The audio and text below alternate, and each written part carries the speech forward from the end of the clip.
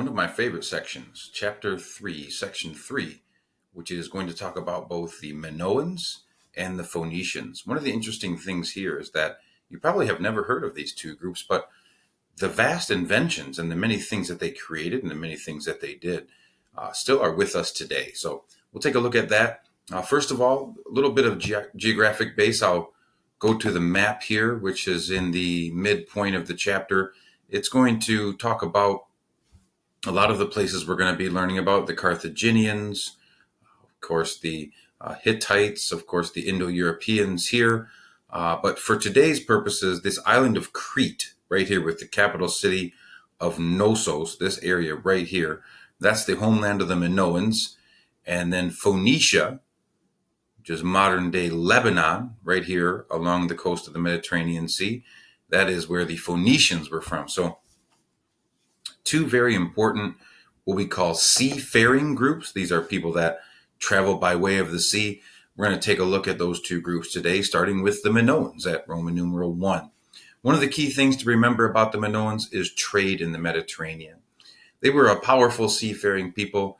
They really controlled a lot of trade in the Mediterranean Sea from the time span of 2000 to around 1400 BC. As I showed you in the map, the mainland, the island that they inhabited was called Crete. It's located in the Aegean Sea, and it is just south of Greece, and I would say just west of Anatolia. Some of the trade items that they utilized were pottery, swords, figurines, and also precious metals, and they traded these over a vast area by way of the sea. So those are some of the things you could say they exported. Art and culture were extremely important to the Minoan people. They had some very unique architecture. They practiced burial customs and religious rituals. The type of architecture that I'm talking about is columns and pillars, very closely related to what the Greeks did. In fact, as we learn later on in the year in chapter 5, we'll learn that the Greeks borrowed a great deal of their cultural practices from the Minoan peoples. A little bit more about Minoan civilization.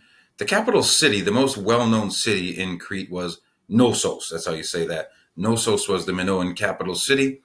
Now, archaeologists have named the civilization that they discovered there Minoa, after King Minos. This king, there's a legend about him. It says he owned a half-human, half-bull monster called a minotaur.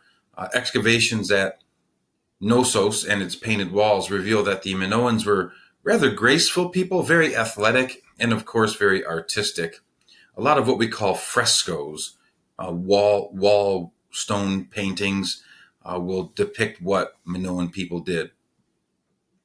They were some of the first athletes documented in the history of the world. They practiced specific sports such as boxing, wrestling, and a fan favorite, bull leaping. Oh, yeah. Well, basically, when you're talking about bull leaping, what they would do is they would put a athlete in the arena, and they'd have a bull across the arena from him in a pen. And they would release the bull from the pen. The bull would run directly at the athlete. The athlete would sprint directly at the bull, which is kind of crazy to think about. But as the bull charged, about when it gets close to the athlete, it will lower its head to try to buck the athlete. The athlete will jump over its horns, land on the bull's back with his hands, and then do a hand flip, I guess you would call it, or a handspring off of the bull's back. That was bull leaping. It's very well documented. There were a lot of fans that came to watch it. They would have both within Crete, they'd have competitions, and then they'd bring people from other islands like Thera or the city-states in Greece, and they would have these competitions where people would gamble and bet on who would perform successful bull leaps. So that was kind of odd, but athletics, something that we know that the Greeks kind of carried over. That's another tradition that the Minoans started. Minoan women, we find, were held at a very high rank in Minoan societies, and in fact, they were held in a higher status than neighboring cultures. Women played very significant roles in Minoan religion. A great Mother Earth goddess seems to have ruled over the other gods of Crete. So in the Minoan world, women were in charge of religion. They had a female god that was the main deity that they worshipped, and female priests, priestesses, you could call them, took charge of many shrines and were aided by male assistants. So we see in Minoan society that women were in some situations superior to males, which that's a very good sign as far as for gender equality, but we don't see it very much in the ancient world, and we don't see it very much in the medieval world either. Religion was polytheistic. The Minoans did perform sacrificial rites. They had infatuation with bulls, and so they usually actually sacrificed bulls and other prized animals to their gods. And at times, not like an everyday thing or even an every month thing, at times they did sacrifice humans. We have some basic evidence that they did sacrifice humans. Now, we don't know a whole lot about the Minoans. We do know that they collapsed around 1200 BC. Historians speculate that there are three possible causes. Number one is natural disaster. Most often what we see earthquakes around this time in history that were going on not only in the Mediterranean but in the regions surrounding. Those earthquakes are believed to have caused some tidal waves, which may have had devastating impacts on islands such as Crete and the Mediterranean Sea. Also, overpopulation. When you're an island country or civilization, overpopulation can play a big role. And then also invaders. During this time of 1200, there are a lot of people on the seas. Crete is an island. It has fairly good resources. They were building pretty powerful cities. And so it's very likely that they would have been invaded around this time by other groups. When we talk about the natural disasters, in 1700 BC, we know that an earthquake destroyed most Minoan city-states and towns. They did rebuild, but then by 1470, there was another series of earthquakes that hit Crete. These earthquakes were followed by a volcanic eruption on the neighboring island of Thera, a tidal wave, and then a full covering with volcanic ash. So we have definite evidence of this.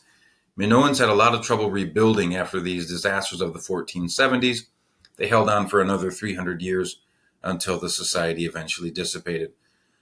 We have evidence of those things, but those things happened 200 to 300 years before they actually collapsed. So did those things lead into other elements is, I guess, the big question that historians are working on. Roman numeral 2, we'll switch our focus to a group called the Phoenicians. The Phoenicians come into play about 100 years after the Minoans kind of go under. The Phoenicians were powerful traders along the Mediterranean Sea after around 1100 BC. Now, when you think of the region of Phoenicia or the Phoenicians, I want you to think of modern-day Lebanon. They're made up of several very wealthy city-states. So back to city-states here, the concept of that. They were centers of trade, and they often did compete with each other. Some of the city-states that I would ask you to master would be Byblos, Tyre, and Sidon. Now, shipbuilding and seafaring was the biggest thing that the Phoenicians focused on. The Phoenicians were actually the first to venture beyond the Strait of Gibraltar. I'll show you that on a map here. It is believed that the Phoenicians went up that route toward England to trade for tin. Now, tin, as you know, if you mix with copper, creates bronze. So that's a very important find for them. Historians believe that the Phoenicians actually sailed around Africa by way of the Red Sea and then back up through the Strait of Gibraltar. I'll take you back to another map here.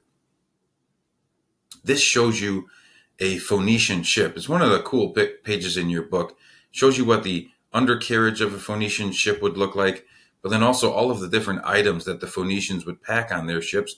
Their ships could travel a great distance, and they did carry a lot of different items with them. Here's kind of a map of the ancient trade routes in red that the Phoenicians traveled in. This right here is the Strait of Gibraltar. It's what separates northern Africa from Spain. And so what happens is the Phoenicians sail through that and sail north along the coast of Europe to trade for items that they needed. And then you can also see that they sailed all the way around Africa, back up here through the Red Sea. Now, when they got here, the Suez Canal is mostly a man-made canal much later. So they would have had to either walk, de-ship, decompartmentalize their ship to get through this little area here of land. Okay, as they were doing all that traveling that I was just sort of showing, going around Africa, one of the things they did that was monumental is they created what are called outposts. Tyre and Sidon, the city-states there, produced what's known as a reddish purple dye, which is called phoenix. Okay, this dye was made when snails had died. They were then laid on rocks to dry out, and as they dry out, they secrete a purplish colored dye. The Phoenicians used this dye to dye clothing and other things. It took, though, 60,000 snails to produce just 1 pound of dye. So this purplish phoenix colored dye was extremely rare. That is why purple becomes the color of royalty, because really the only people who could afford to get this stuff or clothing dyed by this color would be very wealthy people such as royals, kings, queens, nobles. Number two, the city of Byblos became a trading center for papyrus. The word Bible is related to the city of Byblos. This is the area of the world where almost all of your books were early on being created because of their abundance of papyrus. Colonies, these are the outposts that I'm talking about. As the Phoenicians sailed around Africa and Spain and into Europe, along the coastline, they would create colonies where their ships could stop and resupply at certain intervals. They had many colonies and outposts along the northern coast of Africa. They had them on the island of Sicily, the islands of Sardinia, the country of Spain. The greatest colony, though, that they created that eventually had a huge impact on world history was Carthage, located in North Africa. It was settled by traders leaving from the city of Tyre around 814 BC. Now, if you don't know much about the history of Rome, you will come to know in this class that Carthage gave Rome a pretty good run for their money. They had a famous military general named Hannibal Barca, and he attacked Italy, Rome, with war elephants, and we will learn about that. But he had a lot of great success against the Roman army. Finally, these colonies that the Phoenicians created were set around 30 miles apart. And the reason for the 30-mile distance was this was about the distance a Phoenician ship could sail in one day. So at the end of every single day, they would have made it to a new outpost that they could dock at and, of course, resupply and make sure that everything was going in the right direction. Trade, of course, was extremely important to a seafaring civilization. From other lands, they were looking for wine, weapons, precious metals, ivory, which has come from Africa, the tusks of elephants and other animals. And then also they were trading for slaves. Now, crafts, they created words out of a written language that they would trade that idea. And also they would create signage and things of that nature that they would be able to put in their outposts. Metals, that was very important. Glass and then also ivory. They would make things out of ivory. They would carve and shave things out of ivory. Now, the writing system. The Phoenician writing system is the one that we use today. If you are learning in kindergarten and first grade and second grade, you're most likely learning phonics or the phonetic alphabet, meaning there is one sound, one sign that responds with one sound. So A, B, B, so on and so forth. Now, the word alphabet actually comes from the Phoenician system's first two letters, alpha and beth. And of course, the Greeks adopted and modified the Phoenician system of writing.